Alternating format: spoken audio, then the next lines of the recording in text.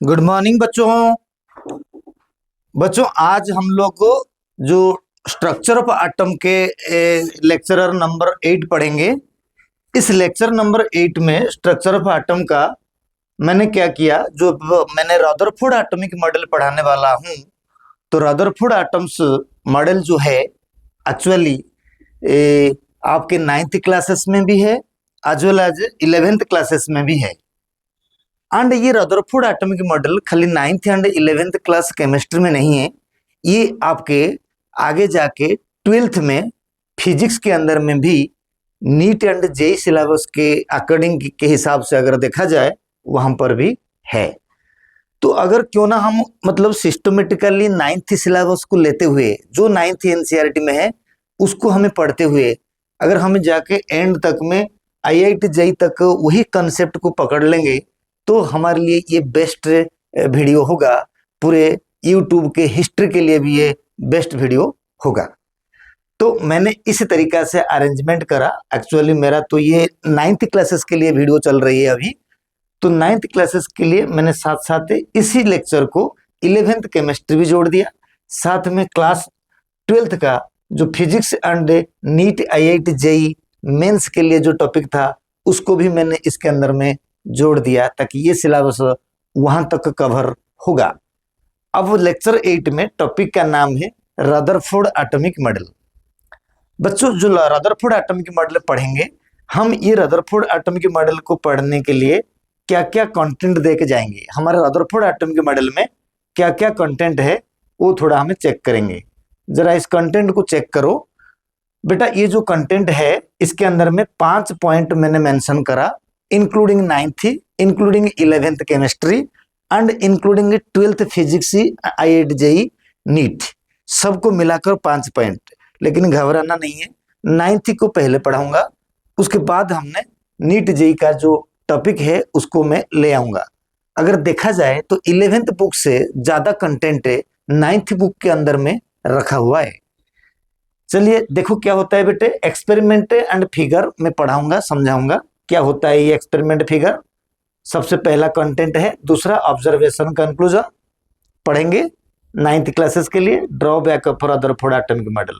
अगर हमें ये तीनों टॉपिक को मेंशन कर दें, अगर हमें ये तीनों टॉपिक को मेंशन कर दें, topic number 1, topic number 2 and topic number 3, ये तीनों आपके लिए 9th क्लासेस के लिए अच्छा रहेगा एंड ये तीनों 11th क्लासेस के लिए चल जाएगा। प्रेजेंटली 9th क्लासेस में जितना रदरफोर्ड एटॉमिक मॉडल है 11th क्लासेस में भी उतना नहीं है।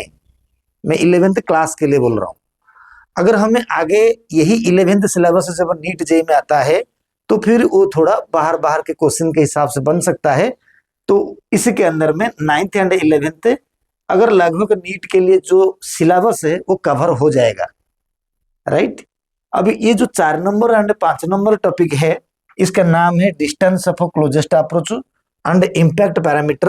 ये 12th फिजिक्स के अंडर में रखा हुआ है। अगर कोई 9th का बच्चा वीडियो देखेगा तो ये 3 टॉपिक पढ़ने के बाद वो उस टॉपिक को नहीं पढ़ेगा। यानी मैं अभी फिलहाल के लिए ये 1, 2, 3 वाला वीडियो बनाऊंगा। ये distance closest approach impact parameter को दूसरे वीडियो में डाल दूंगा ताकि आप लोगों को पढ़ने में आसान हो जाए। आज इस वीडियो में हमने जो भी पढ़ाएंगे वो 9th and 11th and 12th बच्चा भी पढ़ सकता है ताकि उसका नीट जेई भी ठीक हो जाएगा। पढ़ते हैं, चलते हैं हमें नेक्स्ट पेज को जाके जब पढ़ेंगे बेटा, ये आ गया हमारा रदरफोर्ड एटॉमिक मॉडल के बारे में। बच्चा जो रदरफोर्ड एटॉमिक मॉडल के बारे में पढ़ेंगे हमें अभी थोड़ा बहुत चेक कर लेंगे कि कहाँ तक एटम का डिस्कवरी हुआ है। सबसे पहले डाल्टन्स ने एटम का नाम दे दिया था जो इंडिविजुअल पार्टिकल था।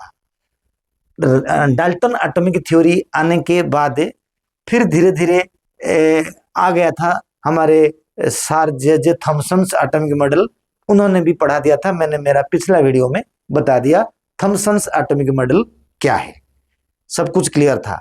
लेकिन थॉमसन एटॉमिक मॉडल के अंदर में इलेक्ट्रॉन की डिस्ट्रीब्यूशन परफेक्ट तरीका से नहीं बताया गया है, ये बात मैं बोल चुका हूं।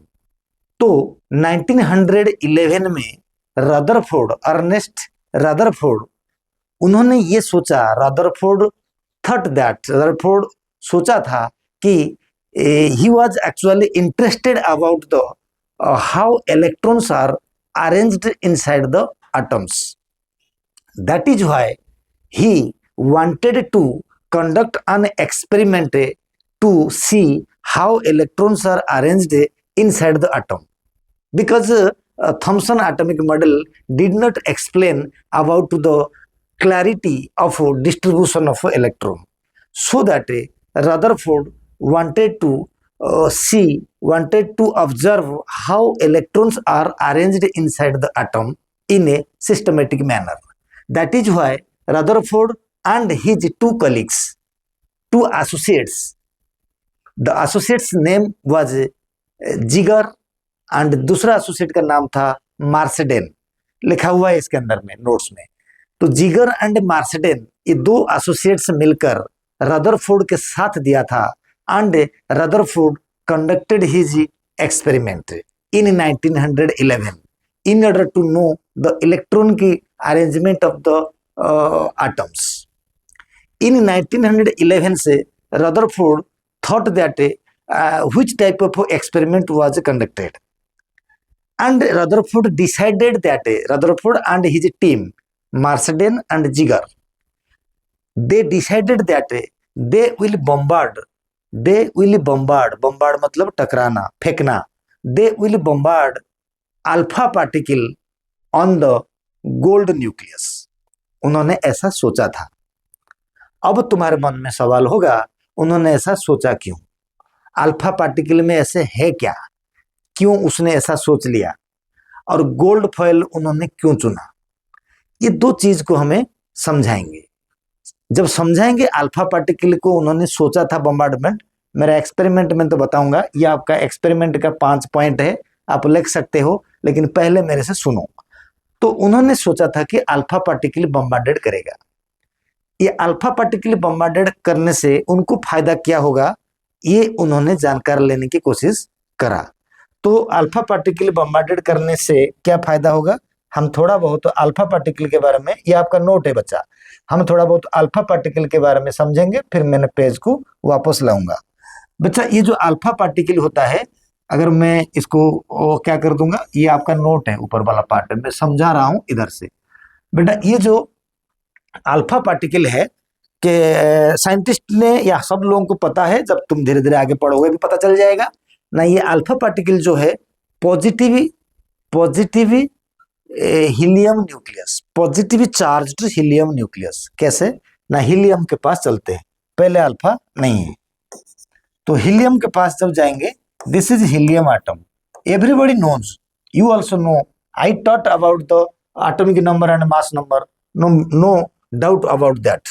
तो helium atomic number 2, mass number is 4, and ये helium atomic number 2 mass number 4 जो है, जब इसमें से जब बेटा जब एटॉमिक नंबर 2 है, इसके अंदर में ये जो एटॉमिक नंबर 2 है, मास नंबर 4 है, पक्का इसके अंदर में इलेक्ट्रॉन होता है 2, पक्का इसके अंदर में प्रोटॉन होता है 2, एंड न्यूट्रॉन जो होता है हमको पता है A - Z होता है, यानी न्यूट्रॉन भी 4 - 2 = 2 ही होता है। यानी एक हीलियम के अंदर में 2 इलेक्ट्रॉन 2 प्रोटॉन 2 न्यूट्रॉन ही है। अगर 2 इलेक्ट्रॉन 2 प्रोटॉन 2 न्यूट्रॉन है इलेक्ट्रॉन के अंदर में, तो ये क्या होता है ना, जब हमें हीलियम से 2 इलेक्ट्रॉन को बाहर कर देंगे, 2 इलेक्ट्रॉन को बाहर कर दिया हमने, तो सिर्फ प्रोटॉन और न्यूट्रॉन बच गए, इलेक्ट्रॉन का चार्ज नेगेटिव चला गया, तो अब हीलियम हो गया, अभी 2 को 2 रहेगा, क्यों रहेगा बताता हूं, 4 4 रहेगा, तो अब इसका चार्ज हो जाएगा 2+। क्यों हो गया बेटा ना, चार्ज 2+ का मतलब एटम इलेक्ट्रिकली न्यूट्रल। जब 2 इलेक्ट्रॉन एटम से चला जाएगा, तो खाली मतलब number of proton will be greater than from the electron, तो जितना इलेक्ट्रॉन जाएगा एटम के ऊपर उतना पॉजिटिव साइन आएगा, क्योंकि प्रोटॉन उतना एक्स्ट्रा हो जाएगा। अब मतलब एक्स्ट्रा मतलब कंपैरिजन में एक्स्ट्रा होगा, आड़ कोई नहीं हो रहा है, अंदर में जितना था उतना ही प्रोटॉन रहेगा, मगर पॉजिटिव चार्ज इलेक्ट्रॉन जाने की वजह से 2 बढ़ जाएगा। ठीक है, अब जो 2+ चार्ज हो गया बेटा, यही कंसेप्ट, यही जो पॉजिटिव हीलियम न्यूक्लियस जो होता है, इसी का नाम होता है अल्फा पार्टिकल, इसका नाम होता है अल्फा पार्टिकल। कोई कंफ्यूजन नहीं है, इनका नाम होता है अल्फा पार्टिकल। ये मैं समझाने की कोशिश कर रहा था, क्योंकि इसके पास से कितना है, इसके पास से प्रोटॉन होगा 2 एंड न्यूट्रॉन होगा 2, प्रोटॉन होगा 2, न्यूट्रॉन होगा 2। और थोड़ा क्लैरिटी अगर करोगे इसको, देखो मान लीजिए मैंने एक एटम बना रहा हूँ, मैं एक एटम बनाया, इसके अंदर में न्यूक्लियस बनाया। न्यूक्लियस अभी तो बेटा रदरफोर्ड ही डिस्कवर करेगा न्यूक्लियस, लेकिन आप लोगों को तो आजकल मॉडर्न टॉपिक है तो सबको पता ही होगा, प्रोटॉन एंड न्यूट्रॉन न्यूक्लियस के अंदर में है, इलेक्ट्रॉन घूमता है। तो जब इलेक्ट्रॉन चला जाएगा तो सिर्फ उसके अंदर में प्रोटॉन एंड न्यूट्रॉन न्यूक्लियस के अंदर में रहेंगे। प्रोटॉन एंड न्यूट्रॉन यानी सारे इलेक्ट्रॉन जब चला जाएगा तो इसके अंदर में सारे अभी क्या हो जाएगा ना, इसके पास है ये जो रहेगा प्रोटॉन प्लस न्यूट्रॉन रहेगा, इलेक्ट्रॉन इनके पास नहीं रहेगा, यानी प्रोटॉन 2 न्यूट्रॉन 2, तो न्यूट्रॉन का चार्ज कुछ नहीं है 0, एंड प्रोटॉन का चार्ज जो होता है पॉजिटिव 2। एक प्रोटॉन का +1 चार्ज, दूसरा प्रोटॉन का +1, यानी दोनों मिला के +2। तो अब जो सवाल आता है, अब जो सवाल आया, तो जो हीलियम +2 चार्ज के अंदर में इलेक्ट्रॉन नहीं है तो प्रोटॉन न्यूट्रॉन है, क्योंकि ये जो नीचे जो 2 रखा गया है इसका, ये नीचे 2 इलेक्ट्रॉन प्रोटॉन दोनों को रिप्रेजेंट करता था। तो अगर इलेक्ट्रॉन चला गया तो कोई बात नहीं, this 2 represents the proton also. तो प्रोटॉन एंड इधर जो 4 represent the proton plus neutron, दोनों को मिला के, तो कोई बात नहीं, इलेक्ट्रॉन चला गया। जो पॉजिटिव चार्ज हीलियम न्यूक्लियस था बेटा, तो इसी को बोलेंगे अल्फा पार्टिकल्स, यानी पॉजिटिव चार्ज न्यूक्लियस। यानी अल्फा पार्टिकल का जो कंसेप्ट है, ये जो alpha particle equal to helium 2+ charge है, यही मेरा कहने का मतलब है। इसमें 2 प्रोटॉन 2 न्यूट्रॉन है, इसमें कोई भी इलेक्ट्रॉन नहीं है इनमें। अगर आपको ये समझ आ गया अल्फा पार्टिकल क्या है, तो आपका एक्सपेरिमेंट के पास है, आप दोबारा आ जाओ, अगर नोट करा नहीं होगा तो दोबारा देखो। तो Ernest Rutherford decided to bombarded alpha particle on the gold foil, gold foil के ऊपर बॉम्बार्डेड। यहाँ पर जो छोटा सा येलो कलर का स्टार दिया हुआ है, इसका मतलब है कि मैं तुम लोगों को अल्फा पार्टिकल के बारे में समझाऊंगा, ठीक है, आप उस स्टार को मत लिखो। तो अब सवाल आ गया कि ये जो एक्सपेरिमेंट होगा, ये जो अच्छा, दूसरा एक रीजन था कि अल्फा पार्टिकल के लिए रदरफोर्ड क्यों इतना सीरियस हुआ अल्फा पार्टिकल को बॉम्बार्डेड करने के लिए ना। रदरफोर्ड जो अल्फा पार्टिकल बॉम्बार्डेड करने के लिए सोचा, इसलिए सोचा कि अल्फा पार्टिकल का मास कितना है, अल्फा पार्टिकल का मास चार्ज भी 2, मास भी 4, जस्ट लाइक हीलियम +2। तो इसका जो अल्फा पार्टिकल है, इसका मास कितना है, अगर हमें दोबारा ऐसे लिखें, मास एक्चुअली 4u है। जो 4u मास है, थोड़ा प्रोटॉन से बहुत ज्यादा, 4 गुना ज्यादा प्रोटॉन से मास अल्फा पार्टिकल का। तो प्रोटॉन से ज्यादा मास होने के वजह से जब अल्फा पार्टिकल हाई स्पीड में मूवमेंट करेगा, उनके एक्सपेरिमेंट में वो बॉम्बार्डेड करेगा, तो आपको पता है आइंस्टाइन इक्वेशन क्या कहता है। आइंस्टाइन इक्वेशन कहता है कि जब हमें जोर से दौड़ेंगे, हमारा जो मास धीरे धीरे एनर्जी में कन्वर्ट हो जाएगा। इसका मतलब है कि अल्फा पार्टिकल का मास काफी ज्यादा होने की वजह से, तो जब वो फास्ट मूविंग होगा, वो धीरे धीरे हाई एनर्जी प्रोड्यूस करेगा, ताकि वो मैक्सिमम स्पीड में जा पाएगा and easily high energy produce करके गोल्ड फॉइल के अंदर में पेनिट्रेट होगा। फिर एक्सपेरिमेंट में कुछ अच्छा रिजल्ट मिलेगा, ऐसा उसने सोचा था, इसलिए अल्फा पार्टिकल को उसने चॉइस में रखा था। एक्सपेरिमेंट का 4 नंबर पॉइंट में ये बात लिखा हुआ है, एक्सपेरिमेंट का 4 नंबर पॉइंट में ये बात लिखा हुआ है, आप इसको देख लोगे, ठीक है। अब मैंने ये जो बताऊंगा कि एक्सपेरिमेंट हुआ रदरफोर्ड के द्वारा, अल्फा पार्टिकल बम्बार्डमेंट एक्सपेरिमेंट करा उन्होंने, मैं एक्सपेरिमेंट करूंगा। तो एक्सपेरिमेंट करते करते यही पॉइंट वगैरह को मैं समझाऊंगा, ओके, चिंता मत करो। मैं पेज को जाता हूं, उन्होंने जो एक्सपेरिमेंट करने के लिए सोचा था, मैं अभी जा रहा हूं। बेटा जो एक्सपेरिमेंट उन्होंने करा था, सबसे पहले ऐसा नहीं है कि अल्फा पार्टिकल को कहीं किसी रोड पे लेके बम्बार्डेड किया, अपने लैबोरेटरी में किया। बेशक जो अल्फा पार्टिकल कहीं इधर उधर चला ना जाए, उसको एक चारों तरफ प्रोटेक्शन करके सबसे पहले उन्होंने एक प्रोटेक्शन के लिए एक जिंक सल्फाइड का स्क्रीन लगा दिया। उन्होंने एक जिंक सल्फाइड का स्क्रीन लगा दिया, चारों तरफ एक जिंक सल्फाइड का स्क्रीन लगा दिया। देखो मैं भी एक स्क्रीन लगाने की कोशिश कर रहा हूं, ये जिंक सल्फाइड का स्क्रीन है। तो ये जो जिंक सल्फाइड का स्क्रीन को मैंने इस तरीका से मेंशन कर दिया। आप समझा करो पहले अभी क्या क्या हो रहा है। जो एक्सपेरिमेंट तुमने लिखा ना 5 पॉइंट उधर से पिछला पेज इसमें से, उसको मैंने एक एक करके इधर समझाऊंगा, ठीक है। यानी इसको हम कहेंगे जिंक सल्फाइड स्क्रीन, ZNA से स्क्रीन, ये होता है ZNA स्क्रीन। बच्चा जो ZNA स्क्रीन होता है ये अल्फा पार्टिकल को बाहर नहीं भेजता है, उसी के अंदर में रहने देता है। अब सबसे पहले उन्होंने और क्या करा था ना, उन्होंने एक लेड चैम्बर की खोज, मतलब लेड चैम्बर उन्होंने एक एक्सपेरिमेंट के लिए लाया एंड लेड चैम्बर के अंदर में एक radio active sources of alpha particle को रखा। ये शायद पहला पॉइंट है एक्सपेरिमेंट का जो ऊपर लिखा हुआ है, पिछला पेज में था। बेटा ये जो सबसे पहले मैं ये कहने की कोशिश कर रहा हूं कि ये लेड चैम्बर है। कौन सा चैम्बर है? पीबी को लेड कहते हैं, लेड चैम्बर, ये होता है लेड चैम्बर। आपके मन में डाउट होगा कि लेड चैम्बर उसने क्यों रखा था, क्यों चुना ना। मैं आपको बता दूं, लेड जो होता है एक स्टेबल एटम होता है जिससे कोई अल्फा बीटा गामा पार्टिकल से नहीं निकलता है, वो एक स्टेबल पार्टिकल होता है। अगर इस स्टेबल पार्टिकल आपको थोड़ा समझ कम आता है तो मैं लेड के बारे में जाता हूं, कुछ बोल के आता हूं तुम लोगों को, इसके बारे में जाके कुछ बताता हूं कि लेड क्यों चुना था उसने। मैंने पिछले इसमें से लिखा था, इसमें कुछ और लिख रहा हूं। लेड चैम्बर उसने क्यों रखा था बेटा? लेड चैम्बर हमारे पास एक होता है यूरेनियम 92 यूरेनियम 238, ये कि यूरेनियम होता है, ये बहुत अनस्टेबल एटम होता है। अनस्टेबल एटम को हमें अनस्टेबल न्यूक्लाइड भी कहते हैं, ठीक है बेटा। जो अनस्टेबल न्यूक्लाइड मतलब क्या होता है ना, इससे ना रेडिएशन निकलता है। रेडिएशन क्या क्या होता है? Alpha beta gamma rays. जब तुम थोड़ा हायर क्लासेस में जाओगे, शायद फिजिक्स से भी वो कट गया, न्यूक्लियर डिसइंटीग्रेशन टॉपिक की। ये जो डिसइंटीग्रेशन, जो अनस्टेबल न्यूक्लाइड होता है, ऐसे और भी कई है, मैंने लिखा ऊपर 5 नाम। ये अनस्टेबल न्यूक्लियस से अल्फा बीटा गामा निकलते निकलते वो धीरे धीरे स्टेबल होता है। मान लीजिए ये होता है यूरेनियम 92 238, मान लीजिए नहीं तो है। और दूसरा बात ये होता है एक स्टेबल न्यूक्लियस के नाम में करता हूं PB 82 206।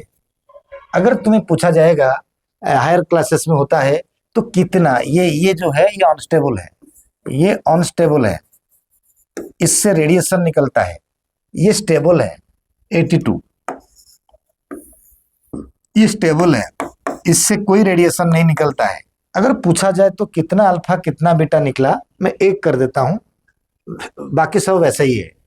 सबसे पहले ये मास है, ये मास है बेटा, 2 मास है तो मास को मास से माइनस करें ना, 238 माइनस 206 इक्वल टू करीब करीब हो गया 32 तो है।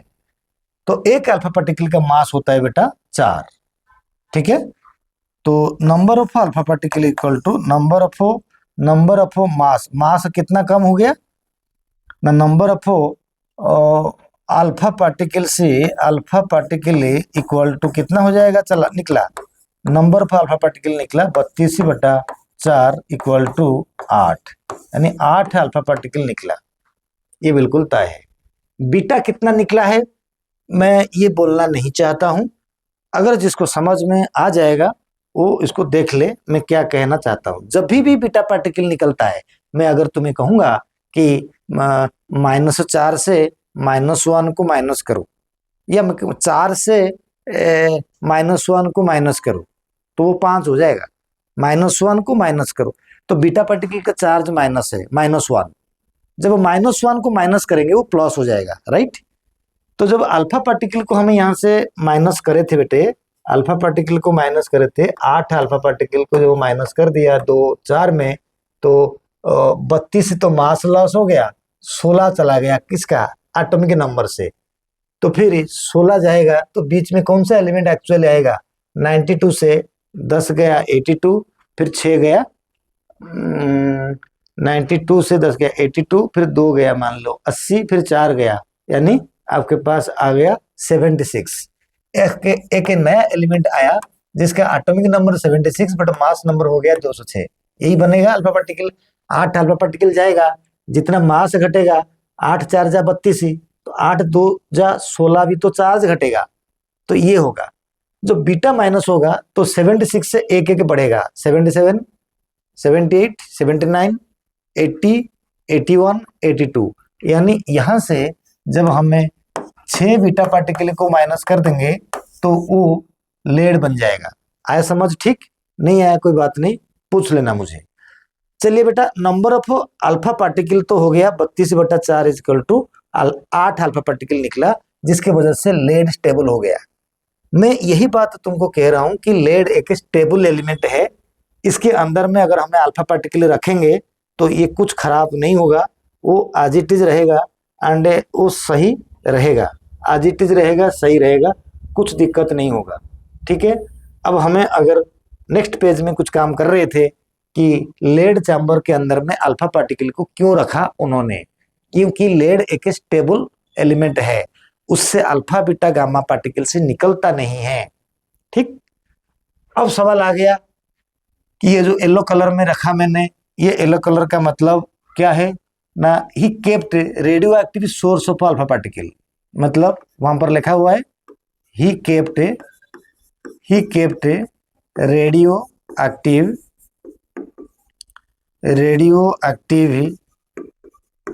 Source of alpha particle, radio active source of alpha particle.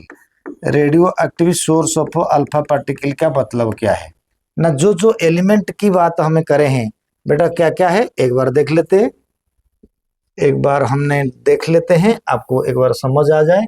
Radio active source of alpha particle देख लो, यहाँ पर लिखा हुआ है पहला पॉइंट में, ये सारे होते हैं radio active source of alpha particle. ये सारे radio active source of alpha particle, radium 80 126, uranium 92 238, ये सब radio active source of alpha particle, इनसे अल्फा पार्टिकल निकलता है, यानी कुछ और नहीं है, यही अनस्टेबल न्यूक्लियस को उसके अंदर में डाल देते हैं, वही निकालेगा alpha particle. I think you understand. तो radioactive source of alpha particle यही है, ये जो थोरियम को, नेपच्यूनियम को, रेडियम को, यूरेनियम को, फिर एक यूरेनियम है, ये जो 5 मैंने लिखा, ये 5 होते हैं radio active source of alpha particle. यही अल्फा पार्टिकल को क्या कर दिया गया, उस लेड चैम्बर के अंदर में रख दिया गया है, उस लेड चैम्बर के अंदर में रख दिया गया है। अगर मैं थोड़ा यहाँ पर बताऊं कि इसके अंदर में ये यूरेनियम 92 238 हो सकता है, ये और दूसरा क्या होता है, रेडियम 80 226 हो सकता है, ये कोई भी हो सकता है। उन 5 में से कोई एक रेडियो एक्टिव सोर्स, यानी जिससे रेडियो एक्टिविटी हो। What is radio activity? The spontaneous disintegration of alpha beta and gamma rays from the unstable nuclei is called radioactivity। Radiation जहां से निकलता है उस फेनोमेनन को रेडियो एक्टिविटी कहते हैं। बेटा अब उन्होंने रख दिया बीटा लेड चैम्बर के अंदर में अल्फा पार्टिकल को, ठीक है, एक्सपेरिमेंट वही नंबर है। उसके बाद जो 1 2 3 4 5 एक्सपेरिमेंट लिखा गया है ना, वो सब मैं वही समझा रहा हूं, तो आप उधर से नोट कर लोगे, इधर से समझ लोगे। बेटा ये जो एक्सपेरिमेंट मैं कह रहा हूं, ये जो एक्सपेरिमेंट है अभी उन्होंने रख दिया। अब बॉम्बार्डेड किस में किया, बॉम्बार्डेड करा गोल्ड फॉइल के ऊपर। जो गोल्ड फॉइल के ऊपर बॉम्बार्डेड करा तो उन्होंने एक गोल्ड फॉइल, थीन गोल्ड फॉइल चुना। क्या चुना उन्होंने? एक थीन गोल्ड फॉइल। मान लीजिए ये एक गोल्ड फॉइल है, ये गोल्ड फॉइल थीन कैसा है ना, इसका डायमीटर जो है 2 × 10⁻⁻7 मीटर का थीन है, ये बहुत पतला थीन गोल्ड फॉइल।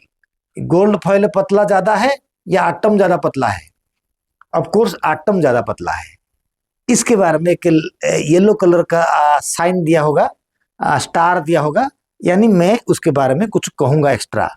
क्या कहूँगा आप बेटा थोड़ा समझ लो क्या मैं कहने वाला हूँ। क्या कहूँगा बेटा, मैं ये बात यही कहना चाहता हूँ कि जो गोल्ड फॉयल होता है इतना है, थीन होता है। सबसे पहले रेडियस ऑफ न्यूक्लियस का साइज एक्चुअली होता है, अभी तो पढ़े नहीं हमने, लेकिन फिर भी टॉपिक तो बहुत एडवांस है, पहले से मालूम है। इतना मीटर होता है, बहुत छोटा।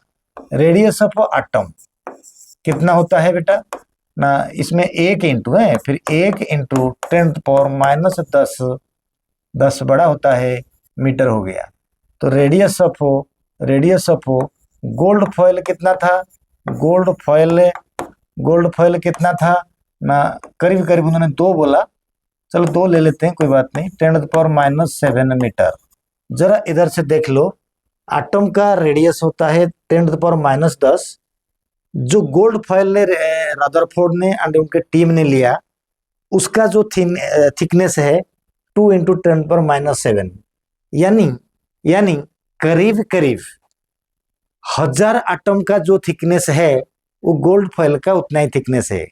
क्योंकि आप अगर देखोगे रेडियस ऑफ एटम, एक एटम का -10 है, 1000 एटम का तो -10 × 1000, तो 1000 मल्टीप्लाई कर देंगे यानी 10⁻3 वो आ जाएगा 10⁻7 में। इसका मतलब जो थिन गोल्ड फॉयल था वो 1000 एटम का थिकनेस को बियर करता है, यानी 1000 एटम का थिकनेस इक्वल टू जो गोल्ड फॉयल लिया था रदरफोर्ड ने उसका बराबर होगा रेडियस और थिकनेस के बारे में। ठीक है, अगर आप थोड़ा उस उधर से हो के आ जाओगे, थोड़ा देख लोगे वो पॉइंट क्या था, वो आपको थोड़ा और बेटर समझ में आ जाएगा। आपका सेकंड पॉइंट देख लो बेटा, they kept a unstable radioactive source of alpha particles inside the lead chamber and they try to bombard, फेंका स्पीड में, बम्बार्डेड अल्फा पार्टिकल से on the gold thin gold foil. वो थिन गोल्ड फॉयल का size 2 × 10⁻7। Third point में यही बात लिखा हुआ है कि ये जो गोल्ड फॉयल का साइज है वो 1000 एटम का थिकनेस है। ठीक है, यानी काफी, ऐसा नहीं कि एक एटम कैसे कहाँ रखेंगे, तो कम से कम एक थिन शीट चाहिए जिसको हमें एक्सपेरिमेंट में यूज कर पाएंगे।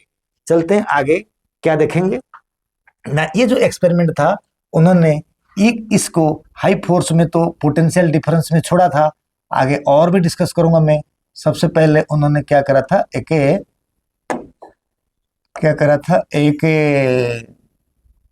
एक स्लीट रखा। स्लीट का मतलब मैं आपको बता देता हूं, आपने सुना होगा बांसुरी,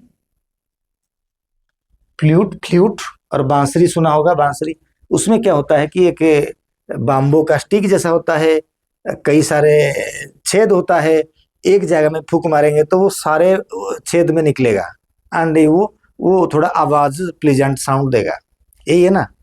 वो जितनी जगह में निकलेगा उसको बोलते हैं स्लिट। तो ये बात वही है कि अल्फा पार्टिकल जब बम्बार्डेड होगा, यानी नंबर ऑफ स्लिट इसके अंदर में होगा, एक स्लिट, दूसरा स्लिट, तीसरा स्लिट, यानी पोर्स होंगे, राइट। तो इसको जब बम्बार्डेड किया था उसके अंदर में अल्फा पार्टिकल को फास्ट मूविंग करा था, अल्फा पार्टिकल को लिख दिया मैंने अल्फा।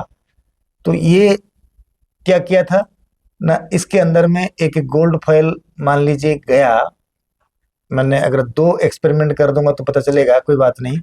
अभी सपोज इसके साथ वो चला गया, अल्फा पार्टिकल जा रहा है, स्लीट करके बाद में दिखाऊंगा कैसे गया। अब ये जो होता है ना थीन गोल्ड फॉयल, क्या होता है ये होता है थीन गोल्ड फॉयल। मैं यही लिख देता हूँ, ये होता है थीन गोल्ड फॉयल होता है, ये होता है थीन गोल्ड फॉयल बेटा। ये गोल्ड फॉयल थीन गोल्ड फॉयल है। अब सवाल होता है कि जब ये अल्फा पार्टिकल जाएगा, एक्सपेक्ट किया जाता था कि वो अल्फा पार्टिकल ऐसे जा सकता है, लेकिन वो अल्फा पार्टिकल थोड़े एंगल पे मूव करा, ऐसे गया, एंगल पे गया, यानी ये थीटा एंगल पे होके गया, कुछ डिफ्लेक्शन हुआ, कुछ अल्फा पार्टिकल और किसी एंगल पे भी गया। ये देखो थीन गोल्ड फॉयल, कुछ अल्फा पार्टिकल ऐसे एंगल पे भी गया और ज्यादा थीटा भी हुआ, ये भी थीटा है। तो इस तरीका से उन्होंने अनएक्सपेक्टेड रिजल्ट देखा था कि अल्फा पार्टिकल का कैसे होता है। इसी एक्सपेरिमेंट को, ये गोल्ड फॉइल था, अगर हमें ये सिंगल थिन गोल्ड फॉइल से एक एटम लेके जब हम एक्सपेरिमेंट करेंगे, एक एटम लेके जब एक्सपेरिमेंट करेंगे तो वो एक्सपेरिमेंट कैसे होगा। देखो जल्दा थोड़ा मान लीजिए यही वाला था, ये था एटम, इतना गोल नहीं बना मेरा, तो चलो ठीक है, ये होता है गोल्ड एटम से। अच्छा, गोल्ड एटम को मैंने एक सिंगल एटम लिया, एटम के अंदर में इमेजिन करा था कि जो भी था कुछ मतलब चीजें इसके अंदर में, तब तक तो पता नहीं था एक्चुअली क्या कहानी है एटम के अंदर में। अब उन्होंने एक रेडियो एक्टिव सोर्स, यहाँ से आपको क्लियर हो जाएगा, एक रेडियो एक्टिव सोर्स का अल्फा पार्टिकल, उसने रेडियो एक्टिव सोर्स मतलब ये होता है लेड चैम्बर। कौन सा चैम्बर बेटा? Lead chamber. इसके अंदर में रख दिया गया था रेडियो एक्टिव सोर्स। अब आपके पास रखा गया क्या है, एक स्लीट रखा गया। क्या रखा गया? स्लीट रखा गया। जब स्लीट रखा दिया गया, स्लीट के अंदर में पोरोस है, देखो ये पोर है, ये भी पोर है, इस तरीका से स्लीट के अंदर में बहुत सारे पोर्स हैं, इनको बोलते हैं स्लीट्स। जब अल्फा पार्टिकल इधर जाएगा, अल्फा पार्टिकल जाएगा तो कुछ अल्फा पार्टिकल उधर भी जाएगा स्लीट होके, जैसे बांसुरी में फूंकते हैं ना, वो तो सारे छेद में निकलता है हवा। तो जब अल्फा पार्टिकल जाएगा तो ये पूरे एक्सपेरिमेंट को उन्होंने ढांक दिया, किसमें? पूरे एक्सपेरिमेंट को जिंक सल्फाइड स्क्रीन में, जिंक सल्फाइड स्क्रीन के द्वारा उनको ढक दिया, यानी कवर कर दिया। जिंक सल्फाइड स्क्रीन के द्वारा इसको कवर किया गया है। जिंक सल्फाइड स्क्रीन के द्वारा जब कवर किया गया है तो ये कहीं बाहर नहीं जाएगा, राइट, अल्फा पार्टिकल। अब देखो ये जो जा रहा है अल्फा पार्टिकल से, कुछ अल्फा पार्टिकल इधर जाएगा, कुछ अल्फा पार्टिकल जा रहा है, ये अल्फा पार्टिकल जा रहा है, वो जाके इधर टकराया, वो रहेगा, कहीं बाहर नहीं जाएगा। कुछ अल्फा पार्टिकल इधर से जा रहा है, कुछ अल्फा पार्टिकल देख लो, कुछ अल्फा पार्टिकल इधर से जा रहा है एकदम सीधा, कुछ अल्फा पार्टिकल से जा रहा है, देखो पूरे पास हो रहा है। फिर कुछ अल्फा पार्टिकल जाके कुछ एंगल पे जाना चाहिए ऐसे, लेकिन इस एंगल पे उन्होंने डिफ्लेक्ट करता है अल्फा पार्टिकल। अच्छा, कुछ अल्फा पार्टिकल इधर से अगर जा रहा है तो वो भी इस एंगल पे जा रहा है। जब वो न्यूक्लियस के नजदीक आया, जाता तो इस तरीका से सीधा जाना चाहिए, लेकिन गया नहीं, ऐसे चला गया, यानी डिफ्लेक्ट हुआ इस एंगल थीटा में, थीटा एंगल में डिफ्लेक्ट करा। अच्छा, कुछ अल्फा पार्टिकल जो गया था, कुछ अल्फा पार्टिकल कुछ ज्यादा ही एंगल पे डिफ्लेक्ट करा, देखो बहुत ज्यादा सीरियस डिफ्लेक्ट करा, ठीक है। एंड मैं एक और स्लिट इधर बना के दिखा रहा हूं, अगर कुछ अल्फा पार्टिकल इधर जाके कुछ ज्यादा एंगल पे डिफ्लेक्ट करा, राइट, जाना चाहिए ऐसे, कुछ ज्यादा ही डिफ्लेक्ट करा, लेकिन कुछ अल्फा पार्टिकल जो गया, मैं अलग से दिखा रहा हूं पेन में, वो जिस रास्ते में गया था उसी रास्ते में वापस आ गया। ये जो एक्सपेरिमेंट हमने देखा, ये एक्सपेरिमेंट में एक्चुअली रदरफोर्ड सोचा था कि कुछ ना कुछ डिफ्लेक्शन होगा, लेकिन इतना बड़ा डिफ्लेक्शन होगा ऐसा रदरफोर्ड ने सोचा नहीं था। आपके 9th का पॉइंट में लिखा हुआ है, शायद 5 नंबर पॉइंट में लिखा हुआ है, जो आपने जो एक्सपेरिमेंट का लिखा हुआ। रदरफोर्ड एक्सपेक्ट किया था कि थोड़ा डिफ्लेक्शन हो जाएगा, लेकिन मास ज्यादा होने की वजह से डिफ्लेक्शन कुछ ज्यादा ही हुआ। अच्छा, जो डिफ्लेक्शन कुछ ज्यादा हुआ, एंगल थीटा में हुआ, कहानी ये क्लियर था। अब इस एक्सपेरिमेंट में उन्होंने कंक्लूजन कुछ मिलेगा, लेकिन इन कंक्लूजन को पाने के लिए हम क्या करेंगे, तो देखो यही वाला था, एटम्स कैसे डिफ्लेक्शन हो गया, अनएक्सपेक्टेड डिफ्लेक्शन हुआ है। जब बेटा अनएक्सपेक्टेड डिफ्लेक्शन हुआ तो उन्होंने कुछ कंक्लूजन ड्रॉ किया। कंक्लूजन मतलब ये जो डिफ्लेक्शन था उनके बारे में बता रहा हूं बेटा, वो भी कहानी आपके लिए बहुत जरूरी है। किसके लिए? 9th के लिए भी, as well as higher classes के लिए भी। क्या था, जब उन्होंने डिफ्लेक्शन करा, उन्होंने बहुत नोटिस करा। क्या करा ना उन्होंने, अभी तो मैं एक्सपेरिमेंट कर रहा हूं ना, ऑब्जर्वेशन कंक्लूजन है नेक्स्ट पेज में। तो एक्सपेरिमेंट में उन्होंने नोटिस भी करा था कि कई सारे अल्फा पार्टिकल डिफ्लेक्ट कर रहा है, कई सारे अल्फा पार्टिकल से ज्यादा एंगल पे डिफ्लेक्ट कर रहा है, कई और अल्फा पार्टिकल से, यानी 12,000 में से एक अल्फा पार्टिकल, 12,000 में से एक लिखा हुआ है पॉइंट में, ऑब्जर्वेशन में अल्फा पार्टिकल सेम पाथ में वापस आ रहा है, यानी 180 डिग्री एंगल पे कम बैक कर रहा है। अब रदरफोर्ड एक नोटिस करा था उनके टीम ने कि कितने अल्फा पार्टिकल कितने एंगल पे डिफ्लेक्ट कर रहा है, कितने अल्फा पार्टिकल, बेटा कितने अल्फा पार्टिकल में डिफ्लेक्ट कर रहा है। जब रदरफोर्ड करा तो उसको हम थोड़ा इसी में बताते हैं कैसे ना। रदरफोर्ड कितने एक्सपेरिमेंट करके अल्फा पार्टिकल बनाया था देख लो ना। उन्होंने ये नोटिस करा था, इन्होंने देखो मैंने यहाँ पर एक एक्स एक्सिस बनाया, अब इधर से पहले वाई बनाया था, ये एक्स एक्सिस है, ये था आपके वाई एक्सिस, ठीक है। उन्होंने वाई एक्सिस में लिया number of alpha particle, number of alpha particle, number of alpha particle, number of alpha particle उसने लिया, कितना लिया 10, 100 के आसपास ले लिया। अब 1000 मतलब 10 का पावर 3, 10,000 भी ले लिया, फिर 1,00,000 अल्फा पार्टिकल ले लिया। तो इस तरीका से वाई एक्सिस में उन्होंने अल्फा पार्टिकल लिया। उन्होंने जो ऑब्जर्वेशन में चेक करा था कितने एंगल पे, बेटा एंगल 1 2 3 4 5 बाकी दे सकते हैं। ये एंगल एक्चुअली मैं ले रहा हूँ 30 डिग्री एंगल था, ये ले रहा हूँ मैंने कितना डिग्री 30 60 डिग्री एंगल ऐसे करके लिया थीटा वाला। एंड थोड़ा मैं छोटा करके दिखाता हूँ ताकि मैंने इधर से कुछ ले सकूं। हाँ, तो एक्स एक्सिस में ये था, वाई एक्सिस में, एक्स एक्सिस में ये था थीटा।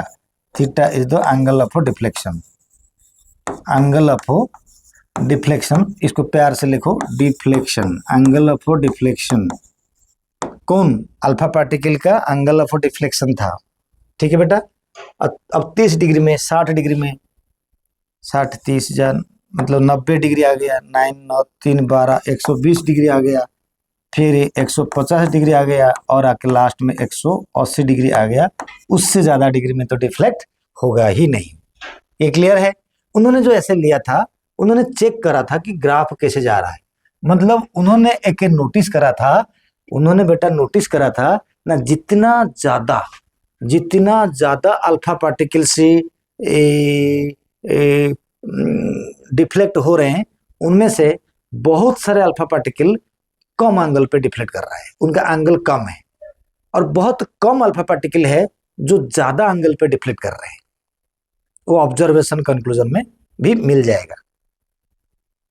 तो उन्होंने इसी बात को क्या लिखा कि उसने ये देखा, उसने यहाँ पर देखा, क्या देखा ना, उसने देखा कि जो alpha particle, number of alpha particle, number of यानी थीटा जो है, नंबर ऑफ अल्फा पार्टिकल जो है, नंबर ऑफ अल्फा पार्टिकल ये क्या करता है, जितना ज्यादा नंबर ऑफ अल्फा पार्टिकल होगा उसका थीटा कम होगा। उसने देखा था कि इनवर्सली प्रोपोर्शनल टू थीटा, यानी कम एंगल पे डिफ्लेक्ट करेगा। यानी suppose 10,000 alpha particle, 20,000 alpha particle, ऐसे भी, यानी ज्यादा अल्फा पार्टिकल कम डिफ्लेक्शन कम, वेरी फ्यू अल्फा पार्टिकल ज्यादा एंगल पे डिफ्लेक्ट करता है। यानी angle is inversely proportional to number of alpha particle. Angle ये लिख दिया गया, थीटा होता है एंगल, इनवर्सली प्रोपोर्शनल टू था। उन्होंने फॉर्मूला बता दिया कि number of alpha particle, number of alpha particle को, नंबर ऑफ अल्फा पार्टिकल को मैं क्या नाम दे दूं, नंबर ऑफ अल्फा पार्टिकल को मैं एन नाम दे देता हूं। तो N is inversely proportional to 1 अपन sine square, sorry sine fourth theta by 2। उन्होंने ये फॉर्मूला डिराइव करके दिया सबको। एन होता है नंबर ऑफ अल्फा पार्टिकल, वो इनवर्सली प्रोपोर्शनल टू थीटा, उसने फॉर्मूला बनाया 1 upon inversely sine fourth theta by 2। ये फॉर्मूला उन्होंने दिया, किसने, रदरफोर्ड एंड हिज टीम ने दिया। इनका ग्राफ कैसे बनेगा ना, इनका ग्राफ ऐसे बनेगा, बहुत ज्यादा अल्फा पार्टिकल कम एंगल पे, फिर कम एंगल पे, फिर कम एंगल पे, फिर कम एंगल पे, फिर कम एंगल, बहुत ही कम, मतलब 180 डिग्री में 180 डिग्री एंगल पे कितना अल्फा पार्टिकल, 1/12,000, 1/12,000, 12,000 अल्फा पार्टिकल में से एक अल्फा पार्टिकल 180 डिग्री एंगल पे कम बैक हो रहा था, राइट। बाकी 1,00,000 अल्फा पार्टिकल करीब ही 10 डिग्री या 20 डिग्री एंगल पे डिफ्लेक्ट हो रहा था इधर के ग्राफ के हिसाब से। अगर हम यही बात को नोटिस करेंगे, यही बात को नोटिस ही करेंगे, इधर देखो अल्फा पार्टिकल का एक्सपेरिमेंट में, यही एक्सपेरिमेंट में था, लेड चैम्बर था। ये लेड चैम्बर में ये इसका नाम क्या था बोला था मैंने, इसका नाम बोला था कि ये स्लिट है। क्या नाम उसका? स्लिट होता है। ये होता है लेड चैम्बर। ये radio active source of alpha particle मैंने पहले लिखा था, पहले डायग्राम में है। फिर ये बम्बार्डेड किया तो ये पॉजिटिव चार्ज आया। अभी ऑब्जर्वेशन कंक्लूजन बाकी है। ये एक्सपेरिमेंट होके उन्होंने देखा कि ये सब चीज हो रहा है, ऑब्जर्वेशन में कहेगा उन्होंने क्या देखा। अब सवाल जो होता है, उन्होंने एक मेजर ऑब्जर्वेशन जो किया था, ये एक कंट्रीब्यूशन उन्होंने दिया था कि alpha particle scattered is inversely proportional to the angle of scattered. तो यही बात को उन्होंने जो कहा था, हम इसके ऊपर एक एक्सपेरिमेंट चलो करते हैं। एक क्वेश्चन में करना चाहता हूं जो नीट जेई IIT के लिए क्वेश्चन बनता है। कैसे क्वेश्चन बनता है बेटे? उन्होंने ये बोला था कि अगर सपोज मान लीजिए, मैंने एक क्वेश्चन करना चाहता हूं कि सपोज 60 डिग्री एंगल पे 1,000 अल्फा पार्टिकल अगर डिफ्लेक्टेड हुआ, 1,000 अल्फा पार्टिकल अगर 60 डिग्री एंगल पे डिफ्लेक्ट हुआ, तो बताओ 90 डिग्री एंगल पे कितना अल्फा पार्टिकल डिफ्लेक्ट करेगा? ये क्वेश्चन है। अगर ये क्वेश्चन को क्या मैं लिखूं? लिख भी देता हूं।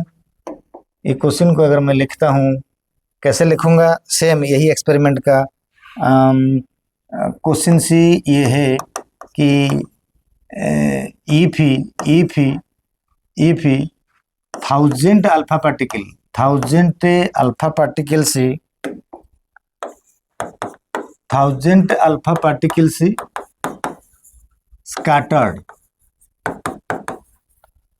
स्कैटर्ड वर्ड सही होगा, particles 1000 alpha particles deflected at a angle 60 degree, 60 degree में डिफ्लेक्ट करा 1000 पार्टिकल से। Then how many alpha particle, how many alpha particle will scattered, how many alpha particle will scattered at a 90 degree. ये है question. Simple है question, तो मैंने बना दिया। तो अब ये क्वेश्चन का आंसर हमें किस तरीका से करेंगे देख लेते हैं। मैंने क्वेश्चन को समराइज कर देता हूँ। क्वेश्चन क्या कहा? क्वेश्चन कहा कि हम यहाँ पर क्या कहते हैं, क्वेश्चन यही कहा कि N60 मतलब नंबर ऑफ अल्फा पार्टिकल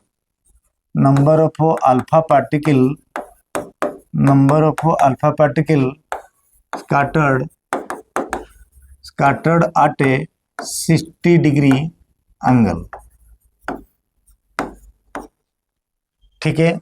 अब हम यहाँ पर दोबारा कहते हैं N90 number of alpha particle scattered at a 90 degree angle, 90 degree angle. अब क्वेश्चन में गिवन क्या है? क्वेश्चन में गिवन है N60 इक्वल टू 1000, N90 कितना है? शायद समझ में आ गए होंगे। तो अगर 60 डिग्री एंगल पे 1000 अल्फा पार्टिकल से है तो 90 डिग्री एंगल पे कितना करेगा? मैंने बोला था जितना एंगल बढ़ेगा उतना कम अल्फा पार्टिकल होंगे। अब देखेंगे कैसे कम अल्फा पार्टिकल हो रहा है। तो क्वेश्चन तो यही है बेटा। अब हमें आंसर जो करेंगे, इसका आंसर करेंगे, क्योंकि शायद हर कोई, चाहे आप फिजिक्स का बच्चा हो, आप केमिस्ट्री का बच्चा हो, आपका स्कूल का टीचर हो, ये सब इनके पास वो छेड़ेंगे नहीं। तो इसलिए मैं थोड़ा स्लो करके करूंगा क्वेश्चन को। तो सबसे पहले मैं क्या दिखाऊंगा बेटा ना, N60 is directly proportional to 1/sin sine fourth theta by 2। सबसे पहले मैंने लिखा फार्मूला, डन। फिर दोबारा लिखता हूं एन 60 इक्वल टू, अब प्रोपोर्शनलिटी कांस्टेंट लगा दिया, साइन फोर्थ थीटा कितना है 60/2। आपको समझ में आ गया होगा। मैं दोबारा यहाँ पर कॉमा दे के लिखता हूँ कि N 60 equal to K by sine fourth 60/2 equal to 30, right. मैंने फिर दोबारा लिखता हूँ एन 60 इक्वल टू के बटा साइन 30 का वैल्यू बेटा सुन लो, साइन 0 0 बढ़ते बढ़ते जाएगा, साइन 30 1/2, साइन 45 भी 1/√2 एंड साइन 60 √3/2, साइन 90 1। ये बात क्या होगा 10th में पढ़ोगे अगर आप 9th बच्चा हो तो साइन 30 1/2 4 लगा हुआ है तो 1/2 का fourth, right. Sine 30 1/2 square fourth लगा हुआ है ये है, तो ये हो गया मेरा इक्वेशन 1। सिमिलरली क्वेश्चन पूछा कि एन 90 कितना होगा, कितना अल्फा पार्टिकल होंगे जो 90 डिग्री में जा रहा है, क्योंकि मैंने इधर लिखा एन 90 का मतलब क्या है, what is N 90, number of alpha particle scattered at a 90 degree angle, ये मैंने लिखा। तो अब आपके लिए क्या करूं मैंने, हाँ इतना तो कर सकते हैं। तो बेटा 90 इक्वल टू डायरेक्ट कर देता हूं, नहीं तुम समझ नहीं आएगा, डायरेक्टली प्रोपोर्शनल टू या sorry inversely proportional to sine fourth theta by 2। Common दे के मैं लिखूंगा N 90 equal to K by sine fourth theta का वैल्यू 90 होता है ना, 90/2। अब मैं लास्ट में इधर से कर दूंगा एन 90 इक्वल टू के बटा साइन 45 साइन फोर्थ, क्या लिखूंगा ना, साइन फोर्थ 45।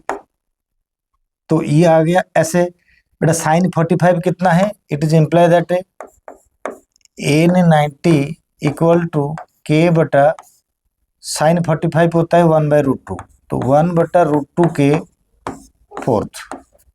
तो मेरे पास से क्वेश्चन क्या हो गया, this is equation number 2, this is equation number 1, ये दिस इज इक्वेशन नंबर 1।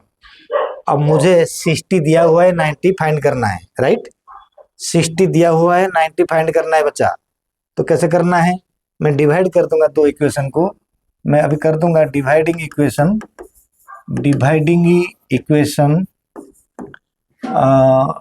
2/1, नहीं तो मैं 2/1 को डिवाइड करना चाहता हूं, यानी एन 90 बटा एन 60 इक्वल टू एन 90 कितना है के बटा 1/√2 के फोर्थ, डिवाइड का मतलब साइन भी दे दिया, डिवाइड साइन, तो ये भी आएगा के बटा 1/2 के फोर्थ। शायद ये क्लियर हुआ आपका। अब आगे देखो क्या करता हूं, मैं फिर इम्प्लाई साइन लगा के लिखा एन 90 बटा एन 60। अब इसको जो मल्टीप्लाई कर दूंगा के बटा 1/√2 के आता है फोर्थ इंटू 1/2, 90 ये था ना, हाँ ठीक है, 1/2 का पावर फोर्थ डिवाइडेड बाय के। आप देख लो के कटेगा, इधर के क्यों काटेंगे, तो फिर आता है 90 बटा एन 60 इक्वल टू क्या आ जाएगा, यानी ये मल्टीप्लाई हो जाएगा 1/2 का फोर्थ, ये इसमें से डिवाइडेड बाय आ जाएगा, डिवाइड में आ जाएगा 1/√2 के फोर्थ, तो this is equal to 1/16 divided by आएगा या इनटू आएगा √2 का fourth, this is equal to 1/16 into 4, this is equal to 1/4। जरा इधर नोटिस करो, ये क्या आ गया 1/4, ना N90 बटा N60 इक्वल टू 1/4 आया। तो अगर मैंने N90 पूछा था मुझे, अगर मुझे N90 पूछा था इक्वल टू लास्ट कर दूंगा मैं 1/4 इंटू N60। बेटा N60 कितना है, this is equal to 1/4 into 1000, this is equal to 250। अब ये आ गया आंसर। देखो बेटा क्या हो गया, मेरे पास आंसर आ गया ना। आंसर के अंदर में ये आया कि अगर अगर 60 डिग्री एंगल पे 1000 अल्फा पार्टिकल डिफ्लेक्ट हो रहा है तो 90 डिग्री में 250 अल्फा पार्टिकल से डिफ्लेक्ट होगा। ये आंसर आ गया। जितना जितना एंगल बढ़ेगा उतना उतना अल्फा पार्टिकल कम हो जाएंगे। यही था summary of the Rutherford experiment. Summary, आपने अगर क्वेश्चन को देखना चाहते हो, मैंने सॉल्व ऐसे किया, सारे स्टेप लगा के सॉल्व किया ताकि छोटा बच्चा भी देख पाए। अब ये क्वेश्चन था, क्वेश्चंस में N60 का मतलब बताया, N90 का मतलब बताया। तो यही तरीका से हमने रदरफोर्ड एक्सपेरिमेंट मॉडल जो होता है, एक्सपेरिमेंट हमारी पूरा हुआ। 2 एक्सपेरिमेंट मैंने करा। पहले मैंने ये एक्सपेरिमेंट लिया जिस एक्सपेरिमेंट को बोलते हैं कि पूरे गोल्ड फॉयल को ले लिया उन्होंने। उसके बाद इस गोल्ड फॉयल के अंदर में एक छोटा सा आटम को लेके भी एक्सपेरिमेंट किया गया। ठीक है, अब उन्होंने डिफ्लेक्शन देख लिया। जो देख लिया उन्होंने डिफ्लेक्शन, वो डिफ्लेक्शन थोड़ा अनएक्सपेक्टेड देखा। जितना सोचा था उतना नहीं देखा, कुछ ज्यादा ही देखा, हाई में देखा। तो यही जो चीज उन्होंने देखा उसको सही से समझने के लिए तो क्या कर दिया गया उसमें ना, एक ऑब्जर्वेशन में उन्होंने क्या देखा। बेटा सिंपल है, व्हाइट पेज में उन्होंने क्या देखा एंड मेरे जो येलो में जो लिखा वो कंक्लूजन है, यानी ऑब्जर्वेशन एंड कंक्लूजन। देख लो, उन्होंने देखा most of the alpha particle are easily passes through the atom. It concluded that atom has a lots of space. ये मेन पॉइंट है, atom has a lots of space, पहला है। फिर उन्होंने देखा कि some alpha particles are easily deflected with some angle. It concluded that a center of the atom has some positive charge particles, some positive charge particle इसलिए deflect हुआ। यानी उन्होंने प्रोटॉन का बारे में पहले से जानकार था। लेकिन थर्ड कंक्लूजन उन्होंने दिया ऑब्जर्वेशन में कि वेरी फ्यू, 1/12,000, 12,000 में से एक, वेरी फ्यू अल्फा पार्टिकल से लिखा हुआ है जो मैं कह रहा हूं। 12,000 अल्फा पार्टिकल में से एक अल्फा पार्टिकल 180 डिग्री एंगल पे कम बैक किया सेम पाथ में, कम बैक किया सेम पाथ में। तो उन्होंने ये क्लियर कर दिया centre of the atom consisting of highly concentrated positive charge particle known as a nucleus. ये न्यूक्लियस का खोज, न्यूक्लियस का नाम रदरफोर्ड ने ही दिया था, जो हम पहले पहले न्यूक्लियस बोलते हैं एटम के अंदर में। तो उस न्यूक्लियस के अंदर में उन्होंने बता दिया कि proton and neutron he present होते हैं, इलेक्ट्रॉन उनको चारों तरफ घूमता है। इतना रदरफोर्ड एटम की मॉडल का कंक्लूजन था। ऐसे बोला था कि सेंटर में प्रोटॉन होता है, न्यूट्रॉन होता है एंड इलेक्ट्रॉन उसको चारों तरफ घूमता है। एटलीस्ट उन्होंने बता दिया। ये है रदरफोर्ड एटम की मॉडल का ऑब्जर्वेशन एंड कंक्लूजन एक्सपेरिमेंट के बाद। अब बचा क्या है इसकी ड्रॉबैक ना। ड्रॉबैक भी है, बड़ा अच्छा खासा ड्रॉबैक भी है। देखो ड्रॉबैक इधर से लिख लो। ड्रॉबैक क्या होता है ना, ड्रॉबैक इन्होंने बोला it could not explain the how electrons revolving in an orbit particularly. इनमें शायद कहीं लिखा होगा थर्ड पार्ट में। फिर Rutherford model was incomplete because he could not explain the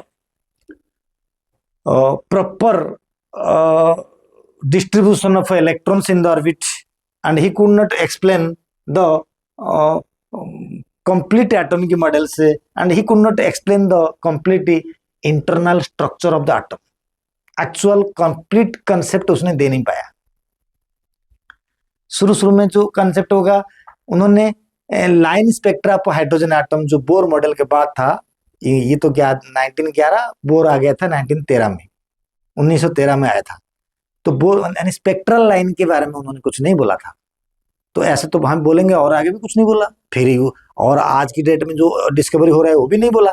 तो ऐसे नहीं खोज निकलना चाहिए। हाँ ठीक है कि वो एक complete atomic structure, internal structure के बारे में क्लैरिटी नहीं करा था, लेकिन खोज तो न्यूक्लियस उन्होंने कर दिया। चलो जो भी कहें, ड्रॉबैक 4 लिखा गया है। Could not explain the atom because according to Maxwell, उसने ऐसे बोला था ना, बोर ने बोला था कि घूम रहा है इलेक्ट्रॉन, तो मैक्सवेल ने बोला कि अगर इलेक्ट्रॉन घूमेगा, वो एक चार्ज पार्टिकल है, न्यूक्लियस भी एक चार्ज पार्टिकल है, और दो चार्ज पार्टिकल, एक चार्ज पार्टिकल को दूसरा चार्ज पार्टिकल अगर घूमेगा वो एनर्जी लॉस करेगा, और धीरे धीरे लॉस करते करते लो ऑर्बिट में आएगा, तो आते आते आते आते न्यूक्लियस के ऊपर गिर जाएगा। न्यूक्लियस के ऊपर अगर गिरेगा तो एटम कोलैप्स हो जाएगा।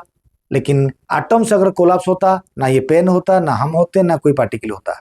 मैटर एग्जिस्ट नहीं करता, ऐसा तो होता नहीं, मैटर एग्जिस्ट करता है।